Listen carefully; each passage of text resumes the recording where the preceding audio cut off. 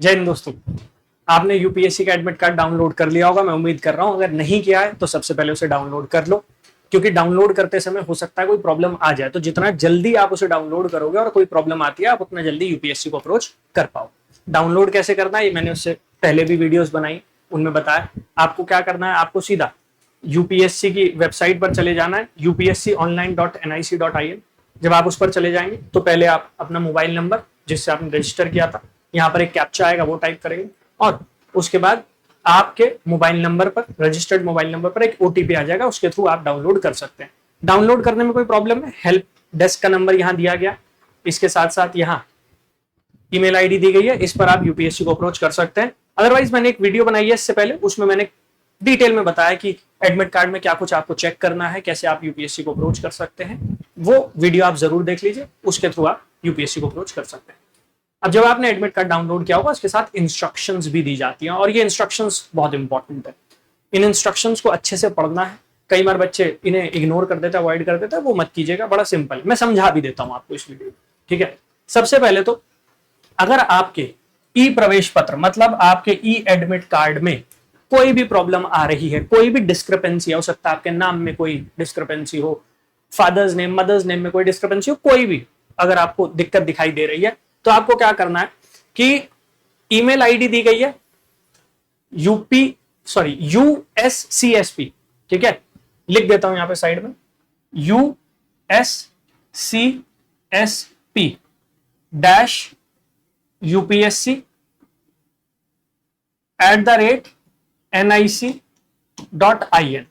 ठीक है। इसको नोट कर लो। ये वो ईमेल आईडी है जिस पर आपको जल्द से जल्द यूपीएससी को यह बताना है कि आपने जो ई एडमिट कार्ड डाउनलोड किया है उसमें क्या प्रॉब्लम, नेम में कोई प्रॉब्लम है, आधार कार्ड का जो नंबर दिया गया उसमें कोई प्रॉब्लम है, फादर्स नेम मदर्स नेम, कहीं भी कोई डिस्क्रिपेंसी आपको दिखाई दे रही है, कहीं भी कोई गलती आपको दिखाई दे रही है, इस ईमेल आईडी पे यूपीएससी को ईमेल करके बताओ कि भाई ये प्रॉब्लम है, वो आपकी प्रॉब्लम रिजॉल्व कर, ठीक है, सबसे पहले। दूसरा, संघ लोक सेवा आयोग के साथ समस्त व्यवहार में अपना नाम, अनुक्रमांक, एप्लीकेशन नंबर तथा परीक्षा के नाम और वर्ष का उल्लेख करें। मतलब आप ये जो ईमेल यूपीएससी को करने वाले, इसमें आप अपना नेम प्रॉपर, जो आपके डॉक्यूमेंट्स में नेम दिया गया, 10th की मार्कशीट, आधार, उसमें name, roll number, application number, इसके साथ साथ यूपीएससी का एग्जाम है तो एग्जाम का नाम और उसका ईयर, ठीक है, वो आपको उस ईमेल में जरूर ऐड करना है, जिससे यूपीएससी आपको आइडेंटिफाई कर पाए। दूसरी चीज, आपको 2 एग्जाम होंगे प्रीलिम्स एग्जाम में, एक पहला पेपर 1 है, फिर पेपर 2 है। तो दोनों ही सत्रों में आपको ई प्रवेश पत्र का प्रिंट आउट तथा वह मूल फोटो पहचान पत्र साथ लाएं। कहने का मतलब यह है, आप अपना एडमिट कार्ड साथ में लेकर जाएंगे और उसके साथ साथ जो भी आपने आइडेंटिफिकेशन के लिए डॉक्यूमेंट अपने फॉर्म में ऐड किया था, जैसे आधार कार्ड है तो आधार कार्ड की ओरिजिनल कॉपी आपको लेकर जानी है, ठीक है। तो याद रखिएगा, मूल फोटो पहचान पत्र ओरिजिनल वाला लेकर जाना है, यहां पर मेंशन किया था। फिर ई प्रवेश पत्र की सुरक्षा की जिम्मेदारी आपकी है। बड़ी जनरल सी बात है कि भाई आपका एडमिट कार्ड है, आप उसे सेफ रखिए, अगर उसका कोई मिसयूज करता है तो ये आपकी लायबिलिटी होगी, यूपीएससी इसके लिए जिम्मेदार नहीं है। उम्मीदवार नोट करें कि ओएमआर उत्तर पत्रक में विशेष रूप से अनुक्रमांक और परीक्षण पुस्तिका की सीरीज कोड के संबंध में विवरण कूटबंद करते भरते समय किसी भी प्रकार की विसंगति के मामले में उत्तर पत्रिका अस्वीकृत हो जाएगी। इसका मतलब यह है, जो आप ओएमआर शीट फिल करेंगे, ओएमआर शीट में सबसे पहले आप अपनी डिटेल्स फिल करते हैं, उन डिटेल्स को फिल करते हुए आपका रोल नंबर और जो आपके पास सीरीज आई है, A B C D, 4 series होती है प्रीलिम्स में, जो भी सीरीज आई है उसको ध्यान से भरिएगा। इसका मतलब यह है कि यही 2 डिटेल सबसे इंपॉर्टेंट है। एक आपका रोल नंबर जिसके थ्रू आप पहचाने जाएंगे, दूसरा वो सीरीज जिस सीरीज को आप अटेम्प्ट कर रहे हैं, तो इनको ध्यान से भरिएगा। बाकी वैसे मिस्टेक तो कहीं भी नहीं करनी चाहिए आपको एमआर को फिल करते हुए, लेकिन अगर हो भी जाती है तो इतना रिस्की नहीं है जितना इन दोनों के केस में रिस्की होगा, स्पेसिफिकली मेंशन किया गया है, ठीक है, याद रखिएगा। फिर परीक्षा स्थल पर, मतलब जो आपका एग्जाम सेंटर है उस पर लगभग आधे घंटे पहले आपको पहुंचना है। ये हर साल बताया जाता है, इस बार थोड़ा और जल्दी चले जाना। ऐसा मैं इसलिए कह रहा हूं क्योंकि क्या होगा, इस बार फिंगर प्रिंटिंग, ठीक है, आपका फेस आइडेंटिफिकेशन हो सकता है कुछ एग्जाम सेंटर्स पर प्रॉपर अरेंजमेंट ना हो, तो फिर वहां पर टाइम लग जाएगा इस काम में, फिर पैनिक होता है कि यार एग्जाम शुरू होने वाला, अंदर नहीं जाने दे रहे।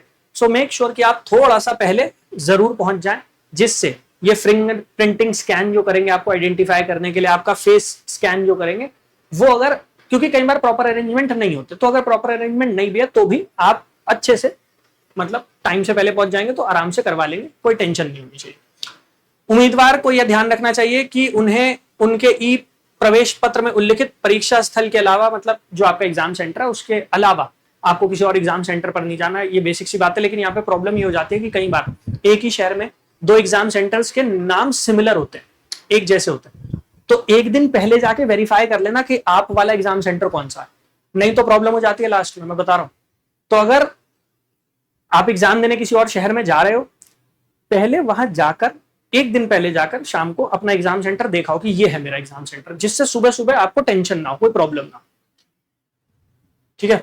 कृपया परीक्षा नोटिस में उपलब्ध परीक्षा नियमावली में दिए गए परीक्षा में प्रवेश पाने वाले उम्मीदवारों के लिए विशेष अनुदेश को पढ़ लीजिए। वो जो आपका जो एडमिट कार्ड है उसके नीचे 4 इंस्ट्रक्शंस दी गए हैं, उनको भी पढ़ लीजिएगा। फिर है, उम्मीदवार के पास परीक्षा के समय मोबाइल फोन, मतलब कोई भी इलेक्ट्रॉनिक डिवाइस, इलेक्ट्रॉनिक गैजेट मत लेकर जाइएगा। कई बार क्या होता है, बच्चे भूल से अपनी पॉकेट में रख के भूल जाते हैं, वो काम मत कीजिएगा, बहुत रिस्की है वो। ठीक है, तो ये तो स्पेशली याद रखिएगा, कोई भी डिवाइस, कोई भी गैजेट नहीं होना चाहिए। समझाने के बावजूद कई बार बच्चों के साथ ये इशू हो जाता है, तो please take note of that. उम्मीदवार को परीक्षा कक्षों के अंदर सामान्य या साधारण कलाई घड़ियों का उपयोग करने की अनुमति है। एप्पल वॉच, कोई और डिजिटल टाइप की वॉच, वो सब नहीं लेकर जाना है। एक सिंपल, पुराने जमाने में घड़ी आती, बड़ी प्यारी लगती है ना, सिंपल डायल वाली, वो लेकर जा सकते हो, अलाउड है। टाइम मैनेज करना होता है स्टूडेंट्स को तो वो अलाउ किया जाता है, लेकिन कोई भी डिजिटल वॉच वो नहीं लेकर जानी है, याद रखिएगा, अलाउड नहीं होगा, उतरवा ली जाएगी वो पहले। महंगी घड़ी होगी, उसकी जिम्मेदारी भी आपकी अपनी होगी, फिर वो जिम्मेदारी तक नहीं लेते उसकी सेफ्टी की, तो याद रखना, मत लेकर जाना। उम्मीदवारों को किसी भी बैगेज, लगेज, कीमती सामान, महंगा सामान, मोबाइल फोन, ये सारी बातें वही लिखी हुई हैं कि भाई आपकी जिम्मेदारी होगी, आपको ये सब लेकर नहीं आना है, और अगर आप लेकर आ रहे हैं तो ये आपकी जिम्मेदारी है। तो अगर आप किसी और शहर में भी जाते हैं, कहीं और जा रहे हैं पेपर देने, make sure to travel light, अपने साथ ज्यादा चीजें लेकर मत चलो। एक बेसिक सा मोबाइल लेकर जा सकते हो कि उसको बैग में डाल दिया और बैग वहां पर रखवा दिया, तो कोई फैंसी आइटम्स लेकर मत जाना। इनकेस अगर आपके फैमिली, आपके फ्रेंड्स कोई जा रहा है आपके साथ, तो आप उसके पास रखवा सकते हो, फिर कोई प्रॉब्लम नहीं। लेकिन अगर आप अकेले ट्रैवल कर रहे हैं, सो मेक श्योर कि आप एक्सपेंसिव चीजें मत लेकर जाएं, क्योंकि वो अंदर नहीं ले जाने देंगे, फिर बैग में आप रखोगे, कई बार चोरी वोरी हो जाती है, प्लीज। ठीक है। उम्मीदवार को अपने साथ केवल ई प्रवेश पत्र, अब ये ध्यान से सुन लेना, क्या क्या आपको लेकर जाना अलाउड है और क्या क्या लेकर जाना है। ई एडमिट कार्ड, फिर black ball point pen, pencil भी अलाउड है, पहचान प्रमाण, मतलब जो भी आपने आइडेंटिफिकेशन के लिए डॉक्यूमेंट लगाया उसका ओरिजिनल प्रूफ जो है वो अलाउड होगा, आप ले जा सकते हैं अपने साथ। पारदर्शी पानी की बोतल, गर्मी इतनी ज्यादा, आप पानी की बोतल ले जा सकते हैं, बट वो ट्रांसपेरेंट होनी चाहिए, पारदर्शी, ट्रांसपेरेंट। स्वयं की फोटो की प्रतियां जो भी लागू। अब इसका मतलब क्या होता है, कई बार आपकी जो एडमिट कार्ड पे फोटो आई है वो क्लियर नहीं है। अगर वो फोटोग्राफ क्लियर नहीं है तो आपको क्या करना है, आपने एडमिट कार्ड में जो फोटो फिल की है, आपको उसी की 2 पासपोर्ट साइज फोटो लेकर जानी है। वही फोटो, उसके 2 पासपोर्ट साइज फोटोग्राफ आपको अपने साथ कैरी करने, वो वहां पर यूज करेंगे खुद आपको वेरीफाई करने के लिए। तो जब अटेंडेंस लगती है ना, वहां पर वो उन फोटोग्राफ्स का इस्तेमाल कर लेते हैं। तो अगर आपकी फोटो क्लियर नहीं है, ठीक है, तो आपने जो फोटो अपलोड की है, आपको उसी की 2 फोटोग्राफ लेकर जानी है अपने साथ, याद रखिएगा। और ई प्रवेश पत्र के निर्देशों में निर्दिष्ट कोई अन्य सामान ही परीक्षा के अंदर आप ले जा सकते हैं। तो मतलब एडमिट कार्ड के साथ साथ वेरिफिकेशन डॉक्यूमेंट, उसकी ओरिजिनल कॉपी, उसके साथ साथ ball point pen, black pencil, ये सब अलाउड है। इसके साथ साथ पानी की बोतल ट्रांसपेरेंट होनी चाहिए, और अगर आपकी फोटोग्राफ क्लियर नहीं है तो आपको फोटोग्राफ लेकर जानी है, याद रखिएगा। ठीक है। काले बॉल पॉइंट पेन से अंकित उत्तरों के अलावा अन्य उत्तर का मूल्यांकन नहीं किया जाएगा। ये तो सबको पता है अब कि आपको ब्लैक बॉल पॉइंट पेन लेके जाना है, इसके अलावा अगर आप कोई भी पेन लेकर जाते हैं तो आपका आंसर मार्क नहीं माना जाएगा। तो ब्लैक बॉल पॉइंट पेन का इस्तेमाल कीजिएगा भाई, ठीक है। जिस उम्मीदवार के ई प्रवेश पत्र पर फोटो स्पष्ट नहीं है, उसे परीक्षा में उपस्थित होने के लिए प्रत्येक सत्र हेतु पासपोर्ट आकार के 2 फोटो के साथ एक फोटो पहचान पत्र तथा एक परिवचन लेकर आना होगा। मतलब आपको एक अंडरटेकिंग लेकर जानी है कि भाई मेरी फोटोग्राफ जो है, और अंडरटेकिंग का फॉर्मेट भी दिया गया, उस पर भी मैं एक वीडियो बना दूंगा, टेंशन मत लेना। तो वो अंडरटेकिंग लेकर जानी है। उसके साथ साथ आपको प्रत्येक सत्र हेतु पासपोर्ट आकार की 2 फोटो, तो मतलब 4 फोटो, 2 भी नहीं 4 फोटो लेकर जाना, क्योंकि यहां पर जो लिखा हुआ है वो ये है कि प्रत्येक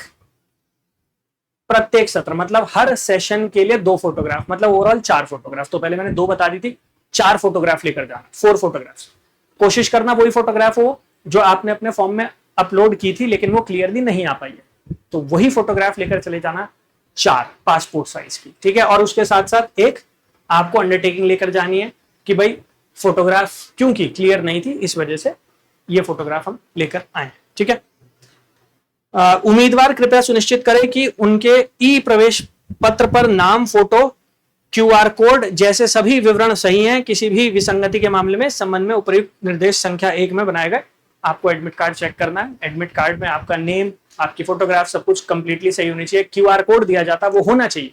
अगर ये सब नहीं है या गलत है तो आप इस ईमेल आईडी पे जो मैंने स्टार्टिंग में बताई थी, इस ईमेल आईडी पे यूपीएससी को जल्द से जल्द बता दीजिए कि भाई हमारे एडमिट कार्ड में प्रॉब्लम्स हैं, वो आपकी हेल्प करेंगे, वो उसे दोबारा रीइशू कर देंगे। कोई भी प्रॉब्लम होगी they are going to help you, ठीक है। सो ये सारी चीजें याद रखिएगा, स्पेशली क्या क्या लेकर जाना है। अगर फोटोग्राफ क्लियर नहीं है तो 4 फोटोग्राफ लेकर जानी है, अंडरटेकिंग लेकर जानी है, वो सारी चीजें याद रखिएगा। ऑलराइट। और हाँ, इसके साथ साथ प्रीलिम्स हो जाएगा, उसके बाद मेंस की तैयारी करनी है, आंसर राइटिंग करनी होगी। तो टेलीग्राम चैनल है mains answer writing by Ankit sir, मेरा टेलीग्राम चैनल है, इस पर मुझे ज्वाइन कर लीजिएगा। प्रीलिम्स के बाद मेंस की आंसर राइटिंग स्टार्ट करेंगे, तो यहाँ पर आप मेरे साथ जुड़ सकते हैं और मेंस की आंसर राइटिंग सीख सकते हैं, ठीक है। कोई भी और डाउट है तो वीडियो के नीचे कमेंट कर दीजिएगा, मैं कोशिश करूंगा कि जो भी आपकी प्रॉब्लम है, डाउट है, जरूर आपकी हेल्प कर पाऊं। जय हिंद।